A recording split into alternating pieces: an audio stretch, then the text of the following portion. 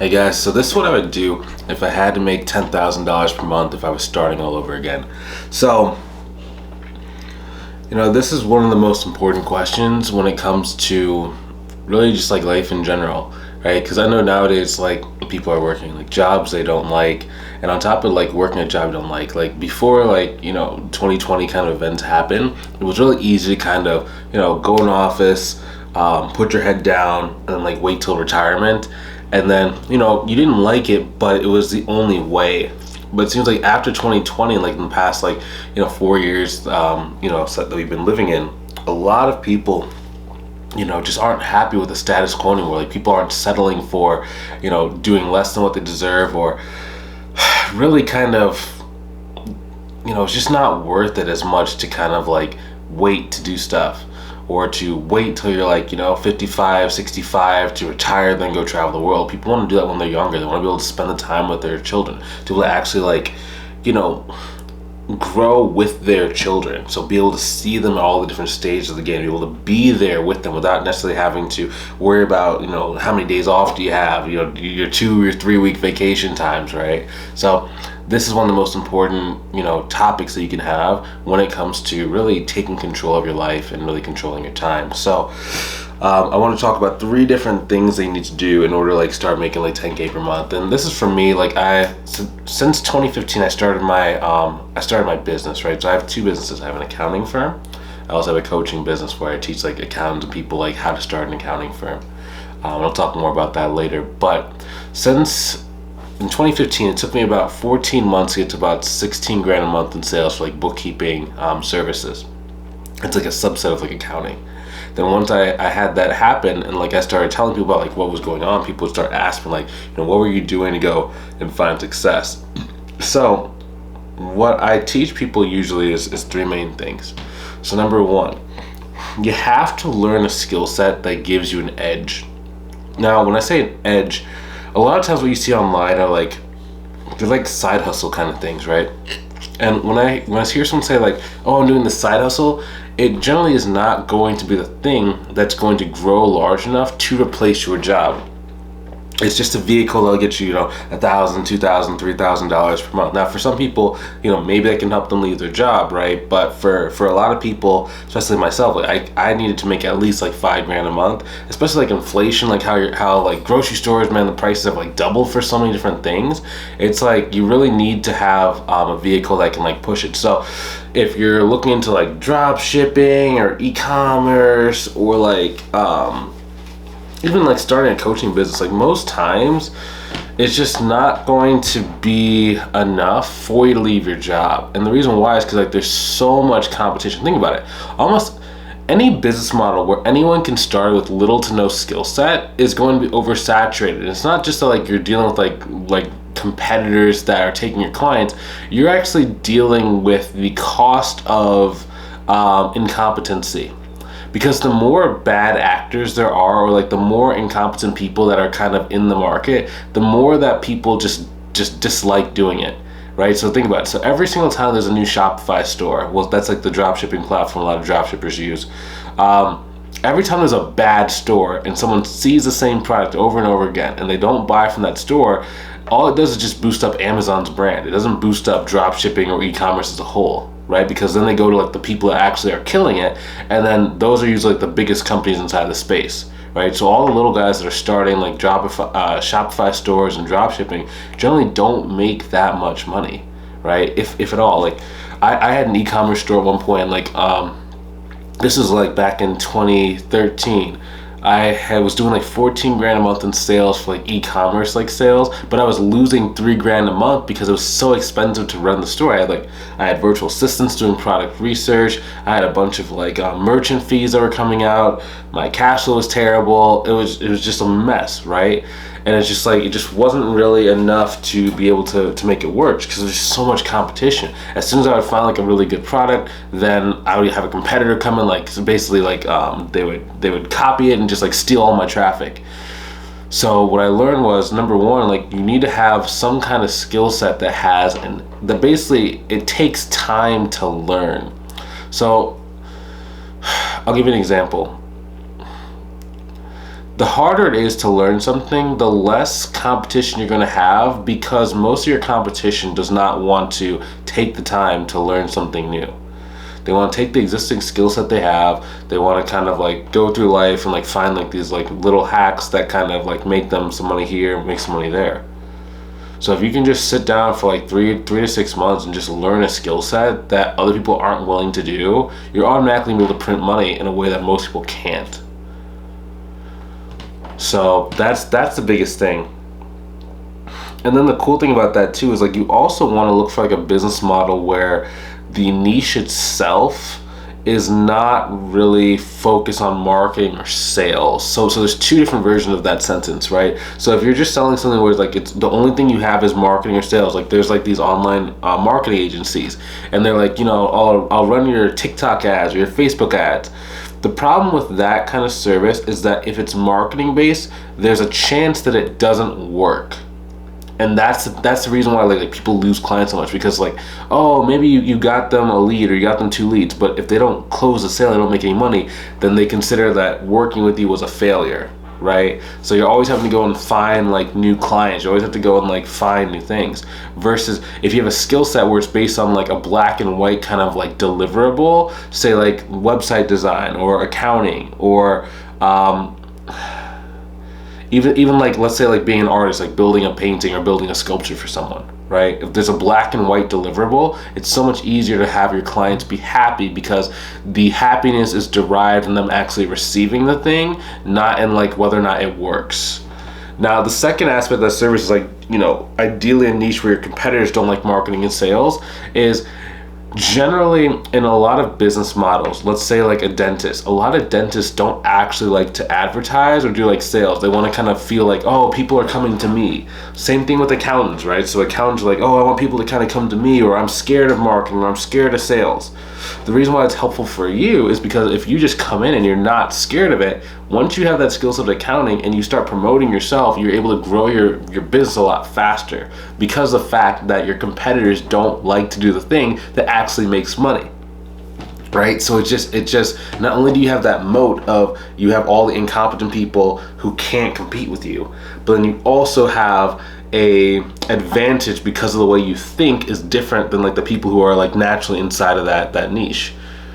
And then that just lets you grow so much faster. Like that's why like the accounting business worked for me so well, because of the fact that I don't mind doing like marketing and sales. Like for me, I didn't care what I did, right? Just being completely honest with you, I didn't care what business model I did. I just knew I needed to make money so I could go and like basically rebuy my freedom. So I could go travel. Like if you're watching this channel and you've seen any of like our my videos, right? You've seen like I've traveled to Miami this year, Tampa this year.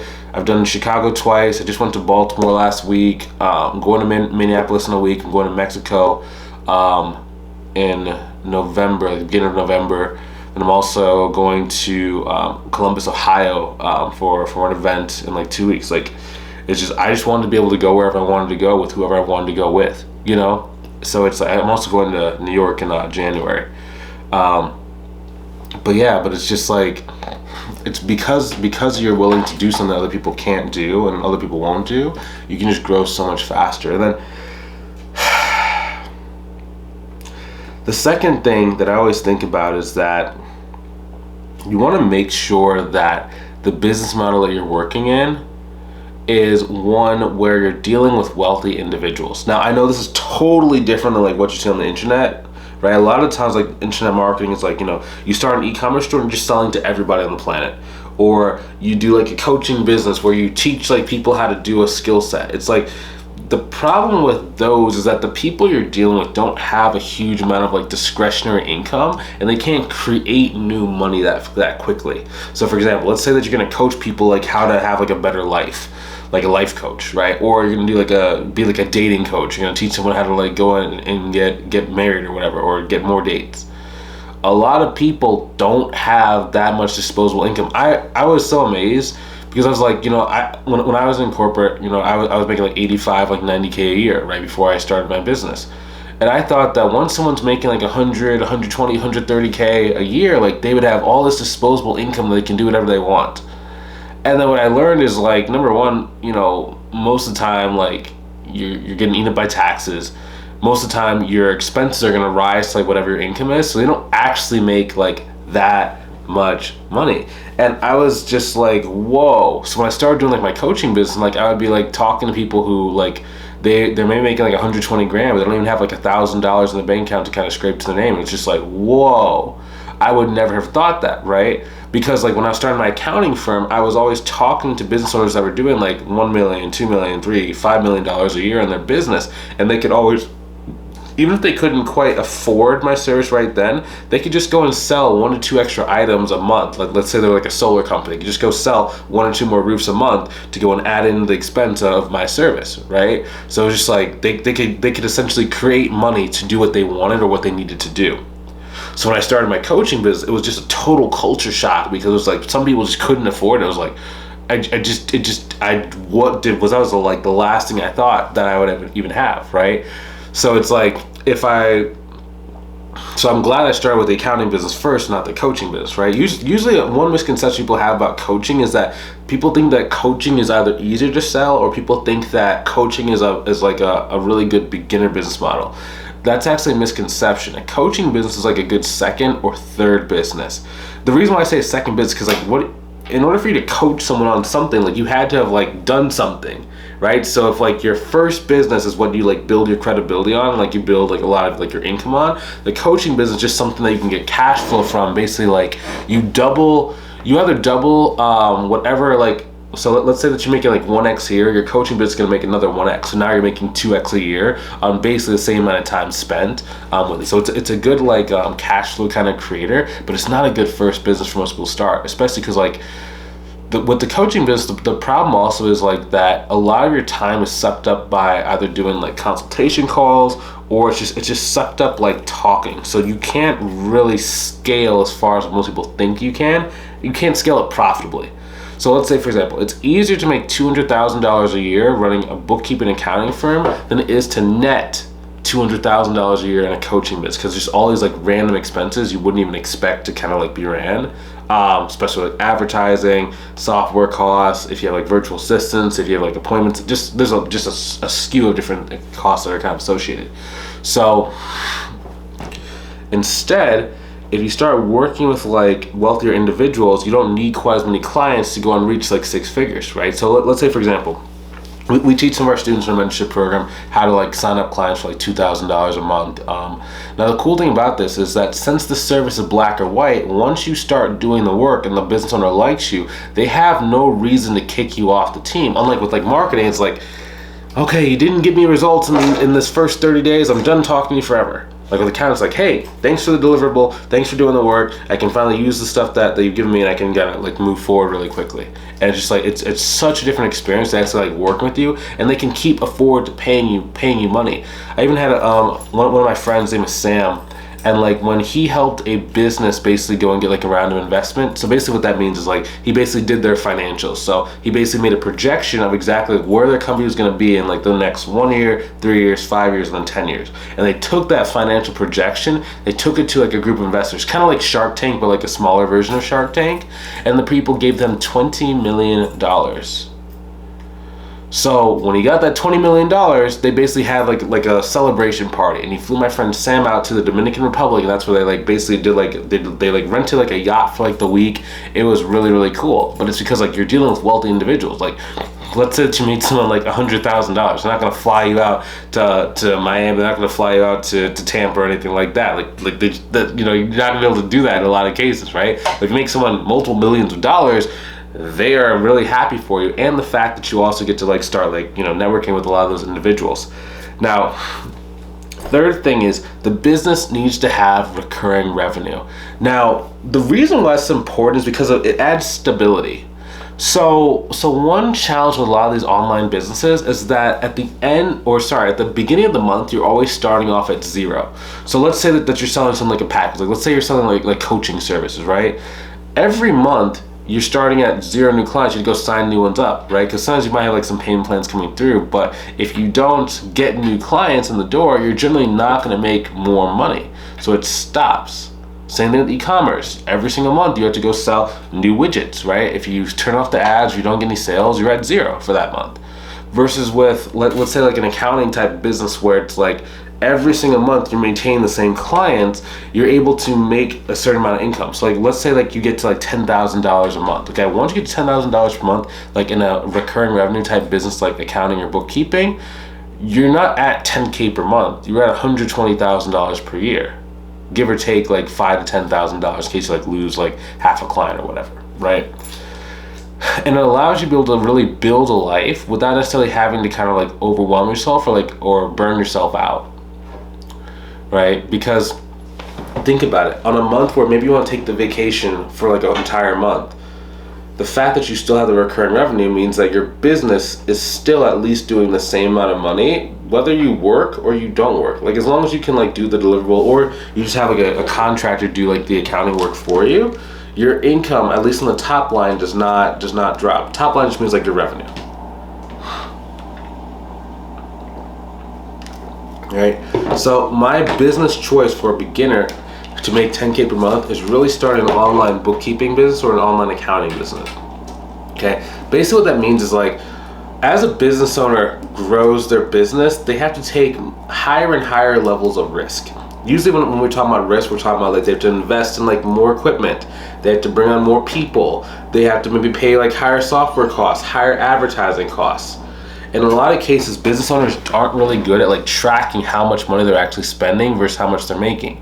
So it's very easy for them to over leverage themselves and then go out of business very quickly. So by having an accounting or bookkeeping business, what you're basically doing is you're helping look over their shoulders by really looking at all the different bank accounts, credit card accounts, loan accounts they have, and making sure that everything is lining up and they know exactly like where they are financially. And the reason why it's so important is because like the better that you know where you are financially, the faster these business owners can grow. So if business owners are like $1 million a year and they're trying to go to like $20 million a year, if they have someone like yourself helping them with their accounting, they feel a lot more confident moving forward because they're making data-driven decisions rather than just kind of like emotional decisions, and it helps them grow a lot faster. So, and also the cool thing about this is like you don't really have to be an expert like marketer or expert salesperson because of the fact that there's so few people actually like running this type of business model, right? Compared to the number of clients they have. There are 32 million small businesses inside of the United States, and there's a huge amount in Canada as well. Same thing if you're inside the UK or if you're inside of Australia.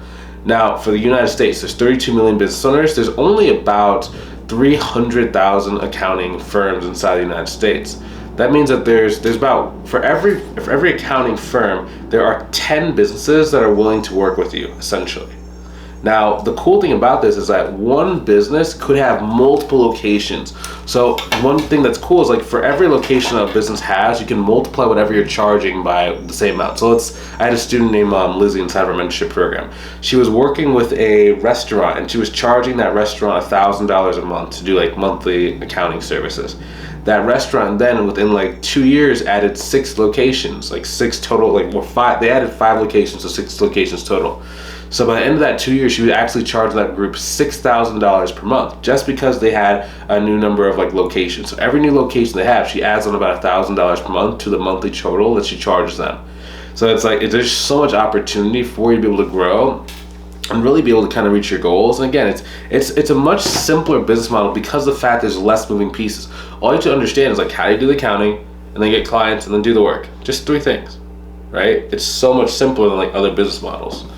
So it's just one of those things where like if you have the right things in place and if you're able to kind of like just focus on the right ideas, right tactics, going after the right markets, feeling out where your competitors are, and then just having recurring revenue, growing a business does become a lot faster. Now on this channel, we teach a lot more about like what is an actual accounting business, what does the work entail. I have like live videos of myself and people from our mentorship program going through like what we actually do. So you can actually go and watch along, you can like learn a little bit more. Also, maybe you've heard about a bookkeeping business before, maybe you just want to try this business model, learn more about like if this could be a good fit for you. Go ahead and click the link inside the description, either above below the video, to see if I can help you inside of our mentorship program. Okay? I'll talk to you soon.